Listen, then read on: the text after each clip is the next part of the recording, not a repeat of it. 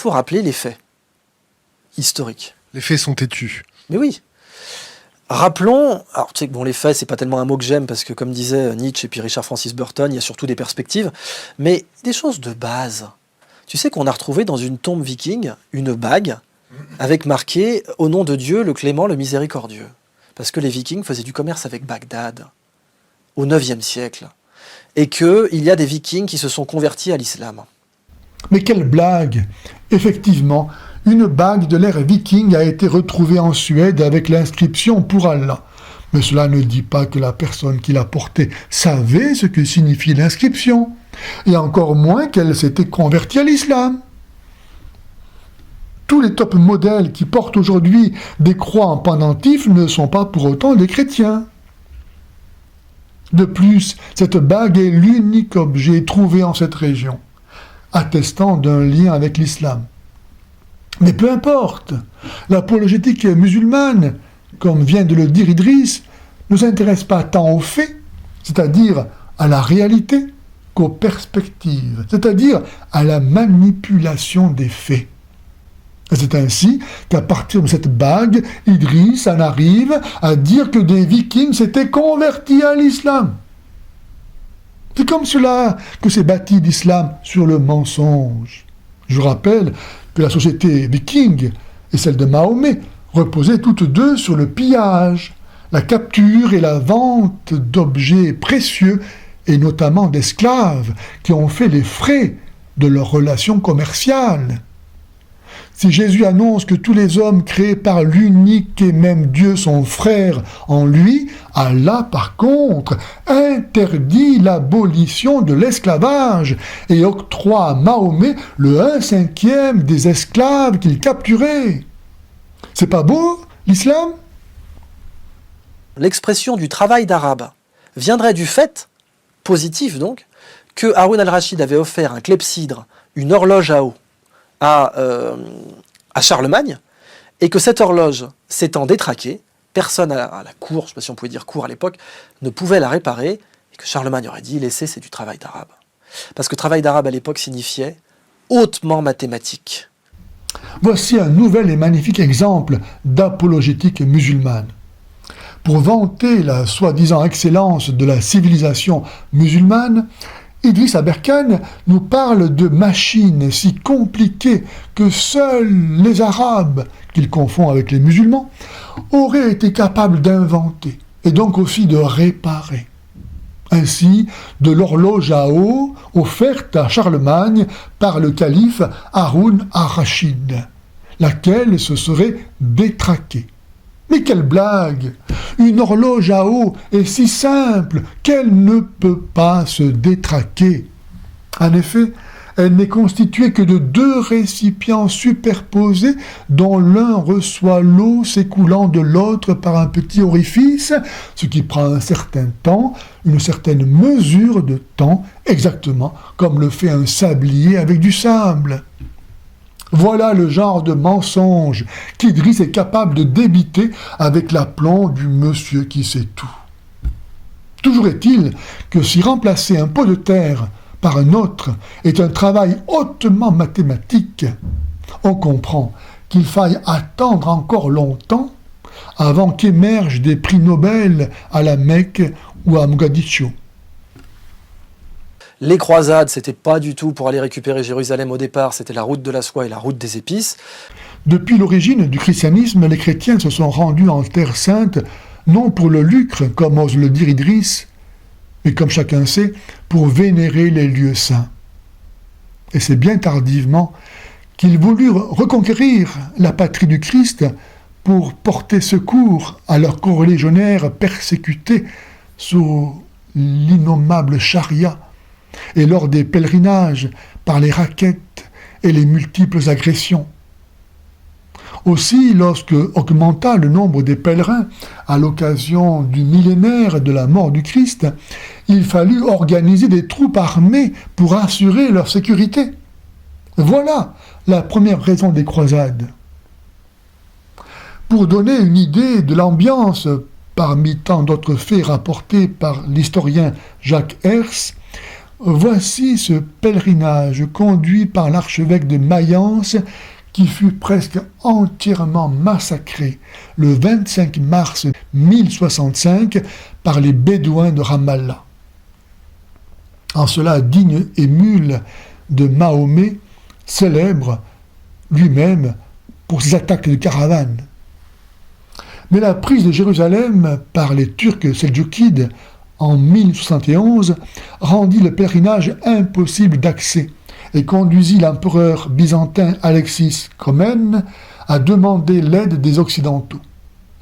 La deuxième raison des croisades est donc cette invasion à l'est de l'Europe et en Terre Sainte par les Turcs seldjoukides, qui contraignit les chrétiens occidentaux à envisager la reprise de Jérusalem, et ce alors même que l'Europe devenue chrétienne cherchait à vivre selon l'esprit de l'Évangile. Et c'est la troisième raison pour laquelle il est faux de dire que la raison des croisades a été la recherche du lucre. En effet, l'Église avait réussi à humaniser la société, à discipliner les humeurs belliqueuses des Européens par des institutions comme la trêve de Dieu ou la paix de Dieu qui limitaient l'usage des armes sous peine d'excommunication. L'invasion de l'Est de l'Europe augmenta la menace de totale submersion musulmane de l'Europe, déjà bloquée à l'ouest par le califat de Cordoue, auquel les Almoravides venaient de prêter main forte au XIe siècle, et tandis que le sud du royaume franc était régulièrement pillé par les Sarrasins régnant sur les côtes de la Méditerranée par la piraterie.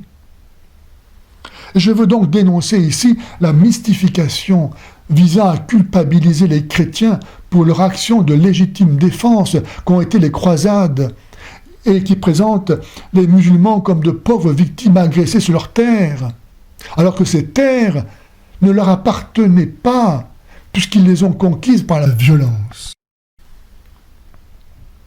Et comment ne pas dénoncer ici le président Erdogan voulant aujourd'hui s'approprier les îles grecques après s'être approprié la moitié de l'île de Chypre, et qui célèbre chaque année en grande pompe la prise de Constantinople. Qu'un peuple célèbre la récupération d'une de ses villes se comprend, mais fêter la prise d'une capitale étrangère, qu'est-ce d'autre sinon faire montre d'esprit belliqueux digne des fils du diable? Qui sait aujourd'hui que le minaret est une structure d'origine chrétienne? Mais qu'y a-t-il d'étonnant, cher Idriss, à reconnaître que le minaret soit une structure d'origine chrétienne? Y a-t-il quelque chose de bon en islam qui ne l'ait copié ou volé? Puisque l'algèbre, al-jabar, c'est un mot arabe, puisque le X dans les équations, ça vient des Arabes, les Arabes utilisaient une lettre qu'ils prononçaient re pour noter l'inconnu dans une équation, et cette lettre qu'ils ont prononcée re, les Espagnols l'ont latinisée avec un X qu'ils prononçaient eux-mêmes re, Mexico, en Andalousie donc. Algorithme, c'est un mot arabe. C'était la latinisation du mathématicien Al-Khwarizmi. De même qu'à partir d'une bague musulmane, Idriss a été capable de nous dire que les Vikings se convertissaient à l'islam, à partir d'une ressemblance homophonique, il veut ici nous faire croire que les musulmans auraient inventé la notion d'inconnu en mathématiques. Or, les plus anciens problèmes mathématiques font déjà usage du terme d'inconnu au sens de valeur à rechercher. Ainsi, du papyrus égyptien appelé Rind, daté de l'an 33 du règne du pharaon Apophis, de la 15e dynastie, c'est-à-dire dans la première moitié du XVIe siècle avant notre ère. Le scribe Hamès, qui l'a rédigé, annonce même en introduction que son texte est une copie d'une version plus ancienne d'environ 3 siècles. Donc, bien avant l'islam, n'est-ce pas? Du temps de la Jahiliya, c'est-à-dire de la présumée ignorance pré-islamique, où les Égyptiens construisaient des pyramides, excusez du peu. Mais les Babyloniens, eux aussi, posaient des problèmes mathématiques avec des valeurs initialement inconnues. Quant aux mathématiciens indiens, ils travaillaient depuis longtemps sur la racine carrée et sur des problèmes du second degré ayant des solutions non rationnelles. Ils n'avaient pas attendu Al-Khawarizmi, et même si la notion d'inconnu n'était pas encore très explicite, elle le devint avec le mathématicien grec Diophante, qui vécut vers le début de notre ère.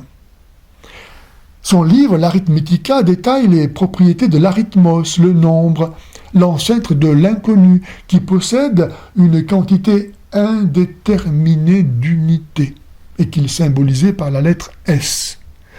L'idée de nommer l'inconnu vient de Diophante et de personne d'autre. Et elle est passée ensuite aux mathématiciens arabes du Moyen-Âge, je dis bien arabes et non pas musulmans, qui en changèrent le nom. Dès le 8e siècle, les éléments d'Euclide furent traduits en arabe, ainsi que les travaux du mathématicien indien Brahmagupta, et c'est à cette époque qu'Al-Khawarizmi reprend les éléments d'Euclide et présente l'inconnu comme la résolution d'une équation. Si l'on trouve chez lui des avancées par rapport au livre de Diophante, comme le fait que la portée de l'inconnu n'est plus limitée au nombre rationnel, ou l'introduction d'une notation positionnelle des nombres, il y a aussi des régressions, notamment du fait qu'il ne développe pas le langage symbolique, et s'il nomme l'inconnu shay, c'est-à-dire la chose que l'on recherche, il ne la différencie pas de la notion de solution. Les Andalous, alors sous domination musulmane, écriront ensuite ce mot en caractère latin xai. Et René Descartes, au XVIIe siècle, simplifia ce terme en ne gardant que son initiale X. Bref, à vouloir défendre le mensonge, on ne peut que mentir. Et Idriss n'a pas encore réalisé que ce qu'il a pu y avoir de bon dans la civilisation islamique ne doit pas être mis au compte de l'islam, mais de personnes islamisées ayant réussi à sauvegarder suffisamment du génie de leur culture antérieure pour le faire fructifier non pas grâce à l'islam, mais en dépit de l'islam. C'est ainsi que les miniatures perses du XIVe siècle ne rendent pas témoignage au génie artistique de l'islam, puisque l'islam, refusant l'incarnation, qui est la manifestation de la vérité, refuse aussi nécessairement la représentation. De même, l'architecture des mosquées turques est empruntée aux cathédrales byzantines. Et les superbes mosaïques du dôme du rocher sont l'œuvre de céramistes arméniens. Les musulmans ne sont pas les inventeurs des chiffres, mais les Indiens. Et si Al-Khawarizmi est présenté comme le père de l'algorithme, les anciens Babyloniens et Égyptiens savaient résoudre des équations du premier et du second degré bien avant Euclide. Mais pour idéaliser l'islam, il faut humilier la civilisation occidentale et en fin de compte la religion chrétienne qui en est l'âme. Sans la civilisation occidentale, les musulmans auraient-ils par exemple connu la civilisation égyptienne ? C'est elle qui a inventé l'horloge à eau, et non pas la civilisation musulmane, comme voudrait nous le faire croire Idriss. Par contre, la mystification et la réécriture de l'histoire relèvent manifestement de la science islamique. Un conseil pour les jeunes générations ? D'impérissable, une bouteille à la mer. Richard Francis Burton, n'attendez d'applaudissements que de vous-même. Vous n'êtes libre que, d'ailleurs c'est ce que dit Burton précisément, il vit le plus noble et il meurt le plus noble, celui qui fait et qui suit ses propres lois. Et cette capacité à avoir son législateur intérieur et à s'y suivre, à s'y fixer, à ne pas vivre dans les idées des autres, ce qu'avait dit Steve Jobs à ce fameux discours de Stanford.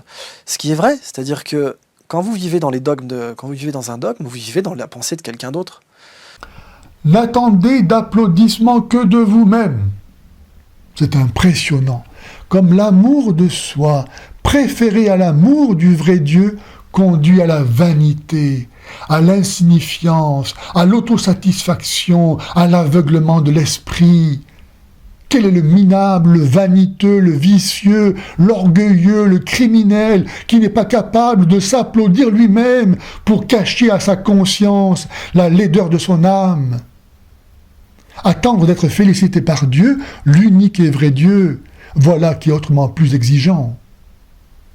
Le plus libre et le plus noble serait celui qui suit ses propres lois. Mais quelle bêtise! Une loi, par définition, suppose l'altérité, soit de Dieu, soit de l'État, et des intérêts en commun qu'il s'agit de respecter. Tout le contraire donc de ce que raconte Idriss. Mais il est vrai que lorsqu'on se prend pour Dieu, on peut bien aussi se donner des lois, ce qui permettra de les transgresser sans craindre de déplaire à leur auteur. Un dogme, par définition, est une affirmation considérée comme fondamentale, incontestable et intangible, formulée par une autorité légitime. Pour les catholiques, les dogmes sont l'expression certaine de la vérité révélée par le Christ une fois pour toutes. Quel bonheur donc de pouvoir bâtir sa vie sur du solide et échapper ainsi à la fuite perpétuelle vers l'absurde. Combien malheureux et misérable est celui qui méprise le témoignage que Jésus est venu rendre à la vérité au prix de sa mort et de sa résurrection, pour lui préférer l'inanité et bientôt la folie de son propre moi, gonflé d'orgueil puant et criminel. Refuser de vivre dans la pensée de nôtre, c'est se prendre pour le meilleur, pour le centre du monde, pour l'unique. C'est refuser d'accueillir et d'être accueilli, et donc d'aimer. C'est se vouer à la solitude, à la stérilité, et en fin de course à l'enfer. Mais comment cet autre, qui est Dieu, pourrais-je ne pas vouloir vivre avec lui dans sa pensée par laquelle il m'a créé et par laquelle il me donne maintenant d'être? Comment pourrais-je ne pas faire mienne cette pensée de Dieu pour être ce qu'il veut que je sois et qui ne peut être que bon? Si les gens savaient qu'ils vont en enfer, ils donneraient leur vie au Christ.